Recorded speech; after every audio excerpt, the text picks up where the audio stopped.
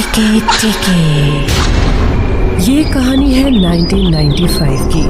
Japan में Hokkaido नाम का एक शहर था। उस शहर में मुरोरान नाम का एक नगर था। मुरोरान में एक कॉलेज था और उस कॉलेज में कित्सु नाम की लड़की पढ़ती थी। एक दिन कित्सु अपने पिता की कार लेकर कॉलेज में आई। उसके दोस्त ये देखकर बड़े ही खुश हुए। क्या बात है कित्सु, आज तो तुम कार लेकर आई हो। हाँ हिमारी, आज हम लोग कार से पूरा टाउन घूमेंगे और बहुत मजे करेंगे। कितना मजा आएगा। कितना वक्त हो गया है, हम लोगों ने कोई मस्ती नहीं की। हाँ तुम सही कह रहे हो फ्यूजी। आज हम कार से पूरा शहर घूमेंगे और खूब मजे करेंगे। ठीक है तो फिर कॉलेज खत्म होने के बाद इसी जगह पर मिलते हैं। और हाँ, कोई भी लेट मत हो जाना। आज के लिए नो एक्स्ट्रा क्लासेस। हाँ, आज पार्टी डे है। आज के लिए बंकिंग अलाउ है। चलो मिलते हैं कॉलेज के बाद। सभी अपनी क्लासेस में लौट गए। शाम को जब कॉलेज खत्म हुआ तो कित्सु कार लेकर आई और सभी उसमें बैठ गए। वे लोग पूरा वक्त घूमते रहे। गाइस, अब तुम लोग बताओ कि हम नेक्स्ट कौन सी जगह चलें? मुझे जो जगह पता थी वो तो हमने घूम लिया। फूजी को एक जगह घूमने का आइडिया आया।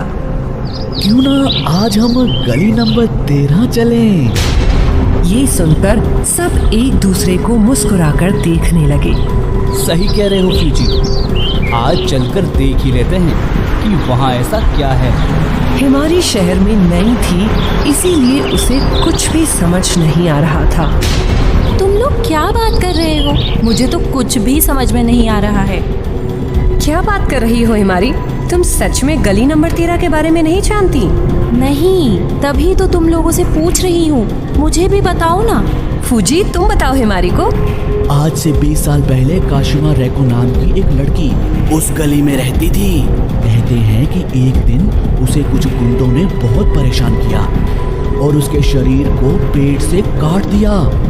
तभी से उसके शरीर का ऊपर का हिस्सा उस गली में घूमता रहता है और जैसे ही कोई भी उस गली से गुजरता है वो उसे मार डालती है। उसे मोरोन में टेके टेके के नाम से जाना जाता है। कहते हैं कि वो अपने पैरों को ढूंढ रही है और उसी के लिए सबको मार देती है। मतलब कि वो पहले मारती है और फिर लोगों के पैरों को काट कर उसे अपने शरीर पर लगाती है और फिर अगर वो फिट नहीं होता तो सैड हो जाती है। हिमारी की ये बात सुनकर सभी हंसने लगते हैं। तो बताओ दोस्तों, कोई चलेगा गली नंबर 13 या टर्न ले लूं? फूजी और काइन एक साथ बोलते हैं गली नंबर 13। नहीं दोस्तों, आज नहीं चलते हैं। मुझे आज घर पर जल्दी जाना है। वैसे भी बहुत लेट हो गया है। फिर कभी कैसी बात कर रही हो हिमारी? आज ही तो मौका मिला है वहाँ जाने का। लेकिन मुझे भी तो आज जल्दी जाना है ना। हम सच में फिर कभी चले जाएंगे। वैसे भी वो जगह यहाँ से काफी दूर है। हिमारी, हम आज ही चलेंगे। आई प्रॉमिस, हम वहाँ से जल्दी लौट आएंगे और तुमको भी टाइम पर घर छोड़ देंगे। हाँ यार, प्लीज मान जाओ ना। अच्छा ठीक है, लेकिन हम ज्यादा देर नहीं रुकेंगे। मुझे अपने पैरों से बहुत प्यार है। सभी हिमारी की बात पर हंसने लगे। कित्सु ने कार की स्पीड तेज की और वो चारों गली नंबर 13 पर पहुंचने ही वाले थे कि उनके सामने एक औरत आ गई। उस औरत के सफेद बाल थे। वो बहुत ही बूढ़ी दिख रही थी। कित्सु ने गाड़ी रोकी और वो औरत कित्सु के पास आई और जोर जोर से हंसने लगी। सभी उस औरत को देखकर चौंक गए। तुम लोग क्यों वहाँ जा रहे हो? अरे, आप क्यों हमारी गाड़ी के सामने आई? आपको चोट लग जाती तो? मेरी चिंता छोड़ दो और अपनी जान की परवाह करो। चले जाओ यहाँ से, वरना कोई नहीं बचेगा, कोई नहीं। वो औरत सभी को आगाह करके वहाँ से चली गई।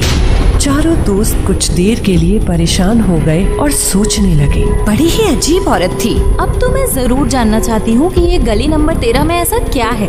चलो कित्सु, स्पीड बढ़ाओ। कित्सु ने गाड़ी की रफ्तार तेज की और वे पहुँच गए गली नंबर 13 के सामने। गाड़ी से उतरकर वो सब उस गली को देख रहे थे। उस गली के आसपास भी कोई नहीं रहता था। गली एकदम सुनसान थी और चारों तरफ स्ट्रीट लाइट के अलावा कुछ भी नहीं था। मुझे तो यहाँ कोई भी नहीं दिख रहा। लगता है काशिमा को पहले से ही हमारे पैरों का साइज पता है। सभी हिमारी की इस बात पर हंसने लगे। तभी एक चाकू उड़ता हुआ आया और उसके गले में आकर लगा। हिमारी के गले से खून निकलने लगता है और वो जमीन पर गिर जाती है। हिमारी, तुम्हें ये किसने मारा? हिमारी! हिमारी का दम घुटने लगता है। ये देखकर सभी के होश उड़ गए। इसे हॉस्पिटल लेकर चलना होगा, जल्दी। उन्हें गली से टक टक की आवाज आने लगी। तीनों ने गली की तरफ देखा तो दो चमकती हुई आंखें उन्हें उन तीनों के करीब आते हुए दिखी। वो कोई और नहीं, काशिमा ही थी। उसका आधा शरीर रेंगता हुआ उन चारों के पास आ गया। काशिमा काइन के पास आई और चाकू उसके जूते पर गाड़ दिया। काइन पूरी तरह चीख उठा। भागो यहाँ से, जल्दी! कित्सू और फूजी भागने लगे। काशिमा रेंगते हुए फूजी के पैर से लिपट गई और अपने नुकीले दांत उसने फूजी के पैर में गाड़ दिए। फूजी जमीन पर गिर पड़ा। कित्सू ने पीछे मुड़कर देखा और बुरी तरह से कांपने लगी। काशिमा फूजी के शरीर पर अपने नुकीले दांतों से हमला कर रही थी। कित्सू गाड़ी की तरफ भागी और गाड़ी स्टार्ट करके उसे तेजी से भगाने लगी। काशिमा ने कित्सू की गाड़ी को जाते देखा। वो भी तेज रफ्तार से कित्सू का पीछा करने लगी। गाड़ी के अंदर बैठी कित्सू को पसीना आ रहा था। काशिमा गाड़ी के आगे के शीशे पर कूद गई और उसने शीशा तोड़ दिया। कित्सू ने ग्लव बॉक्स खोला और उसमें से चाकू निकालकर काशिमा पर हमला करने लगी, लेकिन काशिमा पर इसका कोई भी असर नहीं हुआ। उसने कित्सू का चाकू छीनकर उसी के सीने में काट दिया। कित्सू की भी मौत हो गई। अगले दिन दो पुलिसमैन उस जगह से गुजर रहे थे कि तभी उनकी नजर जमीन पर पड़ी लाशों पर गई। 4 लाशें जमीन पर पड़ी थी और उनके धड़ शरीर से अलग पड़े हुए थे। जरूर ये काशिमा के भूत ने ही किया है। पता नहीं लोगों को कब समझ आएगा कि इस जगह से दूर रहना उनके लिए कितना जरूरी है। इस हादसे के 1 महीने बाद एक आदमी गली नंबर 13 के पास से गुजर रहा था। वो बहुत ही डरा हुआ था। मेरी भी मत मारी गई थी जो इस रास्ते से गुजरने आ गया। शॉर्टकट के चक्कर में इतनी दूर आ गया। काश मैं अपने बॉस से सही रास्ता पूछ लेता तो अभी यहाँ ऐसे भटक नहीं रहा होता। वो गली नंबर 13 के सामने आकर खड़ा हो गया और इधर उधर देखने लगा। अब यहाँ से कहाँ जाऊँ?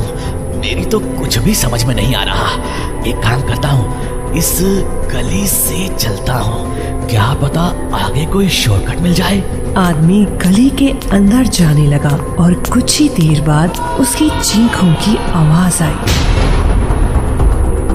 उस हादसे के बाद सरकार ने उस गली के आसपास आने की रोक लगा दी और चारों तरफ नो एंट्री के बोर्ड लगा दिए। पूरा शहर उस गली नंबर 13 और काशिमा के कहर से बचने के लिए उस जगह से नहीं गुजरता था।